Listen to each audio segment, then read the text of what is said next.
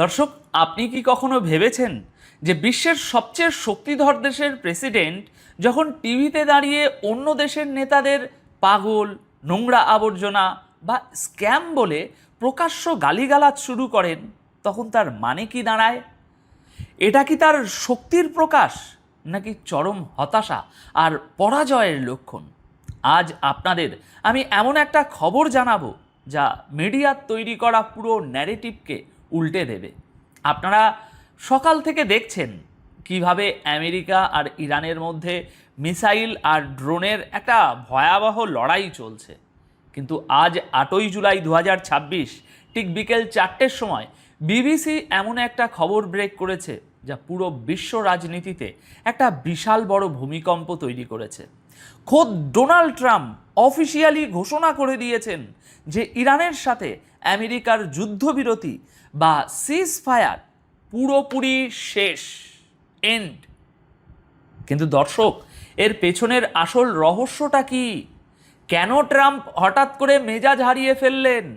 কেন তিনি নিজের স্পেশাল এনভয়দের আলোচনার টেবিল থেকে কার্যত ছুঁড়ে ফেললেন?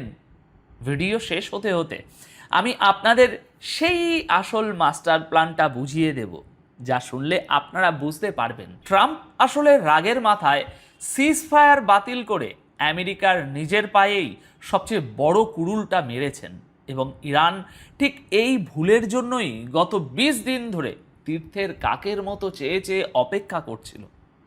দেখুন, আন্তর্জাতিক রাজনীতিতে কোনো ঘটনাই হঠাৎ করে ঘটে না। প্রতিটা কথা, প্রতিটা পদক্ষেপের পিছনে একটা অত্যন্ত গভীর হিসাব নিকাশ থাকে। আজ সকাল আর দুপুরের ভিডিওতে আমি আপনাদের পরিষ্কার দেখিয়েছিলাম যে কিভাবে আজ 8ই জুলাই ভোর 3টের সময় আমেরিকা ইরানের বন্দর আব্বাস বা সিরিক বন্দরে হামলা করেছিল, আর তার ঠিক পরপরই জবাবে ইরান কিভাবে বাহরাইন আর কুয়েতে থাকা আমেরিকার 85টি কোর সামরিক ঘাঁটিতে পাল্টা আঘাত এনেছিল। আমেরিকার অহংকার তাদের কোটি ডলারের MQ-9 রিপার ড্রোনকে আকাশ থেকে খেলনার মতো নামিয়ে এনেছিল IRGC। সবই আপনারা বিস্তারিত জেনেছেন। আর এখন 8ই জুলাই 2026 বিকেল ঠিক 4টের সময় বিবিসি সহ সমস্ত আন্তর্জাতিক সংবাদ মাধ্যমে একটা ব্রেকিং নিউজ এসেছে। খবরের শিরোনাম হলো, Trump Sage seize fire is over after US and Iran trade strikes. অর্থাৎ আমেরিকা এবং ইরানের মধ্যে হামলার আদান প্রদানের পর ট্রাম্প বলছেন যে যুদ্ধবিরতি শেষ। এই মুহূর্তে ডোনাল্ড ট্রাম্প তুরস্কে রয়েছেন ন্যাটো সাবমিটে যোগ দেওয়ার জন্য। সেখানে বসে তিনি সাংবাদিকদের সামনে যে ভাষায় কথা বলেছেন তা একজন রাষ্ট্রপ্রধানের মুখে একেবারেই মানায় না। ট্রাম্প বলেছেন ইরানের নেতাদের সাথে আলোচনা করাটা স্রেফ সময়ের অপচয়। তিনি ইরানের লিডারশিপকে স্ক্যাম বা সমাজের সবচেয়ে নিচু তলার আবর্জনা, সিক বা অসুস্থ, পাগল বলে আখ্যা দিয়েছেন। তিনি বলেছেন, যতদূর আমি মনে করি এই চুক্তি শেষ, আমি আর ওদের সাথে কোনো ডিল করতে চাই না। ওরা অত্যন্ত হিংস্র, ওরা মৃত্যুক। দর্শক, এখানে একটা জিনিস খুব মনোযোগ দিয়ে বুঝতে হবে। পশ্চিমা দুনিয়ার নেতারা যখন লজিক দিয়ে, বুদ্ধি দিয়ে বা কূটনীতি দিয়ে কোনো পরিস্থিতি সামাল দিতে চরমভাবে ব্যর্থ হয়, ঠিক তখনই তারা এভাবেই ব্যক্তিগত আক্রমণের পথে হাঁটেন। ট্রাম্পের এই বডি ল্যাঙ্গুয়েজ এবং ভাষা প্রমাণ করে যে আমেরিকা এই মুহূর্তে কতটা ডেসপারেট। তারা বুঝতে পেরেছে যে যে অন্তর্বর্তীকালীন চুক্তি বা MOU তারা গত জুনের মাঝামাঝি সময়ে করেছিল, সেটা আসলে ইরানের পাতা একটা বিশাল বড় জিওপলিটিক্যাল ফাঁদ ছিল, যে ফাঁদে আমেরিকা পা দিয়ে ফেলেছে। লজিক্যালি চিন্তা করুন, ওই 14 পয়েন্টের MOU-তে কী লেখা ছিল? বিবিসি তাদের রিপোর্টে পরিষ্কার উল্লেখ করেছে যে চুক্তিতে লেখা ছিল সব ফ্রন্টে সামরিক অভিযান স্থায়ীভাবে বন্ধ করতে হবে, এবং ইরান আগামী 60 দিন বাণিজ্যিক জাহাজগুলোকে হরমুজ প্রণালী দিয়ে কোনো টোল ছাড়া যাতায়াত করতে দেবে। আমেরিকা ভেবেছিল এই 60 দিনের মধ্যে তারা মধ্যপ্রাচ্যে নিজেদের সামরিক বহরকে নতুন করে সাজিয়ে নেবে এবং ওমানের দিক দিয়ে একটা নতুন রুট চালু করে হরমুজ প্রণালীর উপর থেকে ইরানের কন্ট্রোল চিরতরে শেষ করে দেবে। কিন্তু ইরান কি এতই কাঁচা খেলোয়াড়? একদমই না। তারা খুব ভালো করেই জানতো যে আমেরিকা এই চুক্তি ভাঙবে। গত 26শে জুন এবং 27শে জুন আমেরিকা যখন প্রথমবার এই চুক্তি ভঙ্গ করে হামলা করেছিল, তখন 29শে জুন উভয় পক্ষ সাময়িকভাবে পিছু হটে। কিন্তু আমেরিকা তাদের ডবল স্ট্যান্ডার্ড থেকে বের হতে পারেনি। তারা একদিকে চুক্তির কথা বলছে, অন্যদিকে ইসরায়েলকে দিয়ে লেবাননে হামলা করাচ্ছে। আর গতকাল রাতে যখন তারা হরমুজে জাহাজের অজুহাত দেখিয়ে ইরানের উপর সরাসরি বোমাবর্ষণ করলো এবং তেল বিক্রির ছাড় বাতিল করলো, তখন MOU এর কফিনে প্রথম পেরেকটা আমেরিকাই ঠুকে দিল। আর আজ বিকেলে ট্রাম্প যখন প্রকাশ্যে ন্যাটো সাবমিটে দাঁড়িয়ে বললেন যে সিজ ফায়ার শেষ, তখন তিনি আসলে ইরানের হাতেই সবচেয়ে বড় চূড়ান্ত অস্ত্রটা তুলে দিলেন। অন্যদিকে এই পুরো ঘটনায় ইরানের প্রতিক্রিয়াটা একটু খেয়াল করুন। তারা কিন্তু আমেরিকার মতো গালিগালাজ করছে না, তারা মিডিয়ার সামনে এসে আজে বাজে কথা বলছে না, ব্যক্তিগত আক্রমণ করছে না। তারা অত্যন্ত শান্তভাবে তাদের পরবর্তী জিওপলিটিক্যাল চাল দিচ্ছে। বিবিসির এই একই রিপোর্টে উল্লেখ করা হয়েছে যে ইরানের পার্লামেন্টের স্পিকার মোহাম্মদ বাগের গালিভাফ অত্যন্ত তীক্ষ্ণ ভাষায় আমেরিকাকে জবাব দিয়েছেন। গালিভাফ আমেরিকাকে MOU লঙ্ঘনের জন্য সরাসরি অভিযুক্ত করে বলেছেন, বুলিং বা ধমক দেওয়া এবং চাঁদাবাজির যুগ শেষ হয়ে গেছে, এটা আমাদের কোথাও নিয়ে যাবে না, আমরা মাথা নত করার পাত্র নই। দর্শক, এই একটা স্টেটমেন্টের মধ্যে অনেক মেসেজ লুকিয়ে আছে।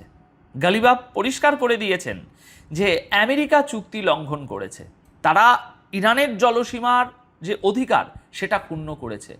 আর এর ঠিক উল্টো দিকে আমেরিকার ডিপ্লোম্যাসির করুণ অবস্থাটা দেখুন। ট্রাম্প একদিকে বলছেন চুক্তি শেষ, আবার পরেক্ষণেই বলছেন যে তার স্পেশাল এনভয় স্টিভ উইটকফ এবং জামাই জ্যারেড কুশনার যদি চান তবে তারা আলোচনা চালিয়ে যেতে পারেন। যদিও ট্রাম্প নিজে সেটাকে স্রেফ সময়ের অপচয় মনে করছেন।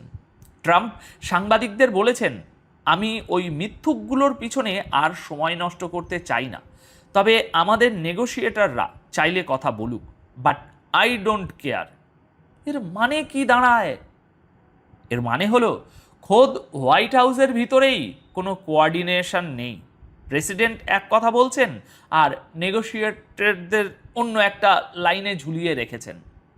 একটা পরাশক্তির যখন পতন শুরু হয়, তখন তাদের ভিতরে এভাবেই কনফিউশন এবং দিকভ্রান্তির সৃষ্টি হয়।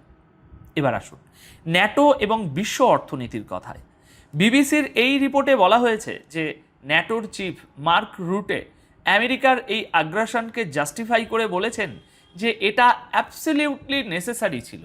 ইউরোপ এবং আমেরিকা তো সবসময়ই একে অপরের পিঠ চুলকাবেই, এটাই স্বাভাবিক। কিন্তু পশ্চিমাদের এই ব্লেম গেমের আসল ইম্প্যাক্টটা কোথায় পড়েছে জানেন? গ্লোবাল অর্থনীতিতে।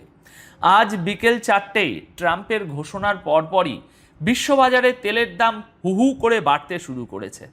যদিও হরমুজ প্রণালী পুরোপুরি বন্ধ থাকার সময়, আগেরবারের কথা বলছি, তেলের দাম যে পর্যায়ে গিয়েছিল এখনও হয়তো ততটা যায়নি, কিন্তু মার্কেট মারাত্মকভাবে প্যানিক করতে শুরু করেছে।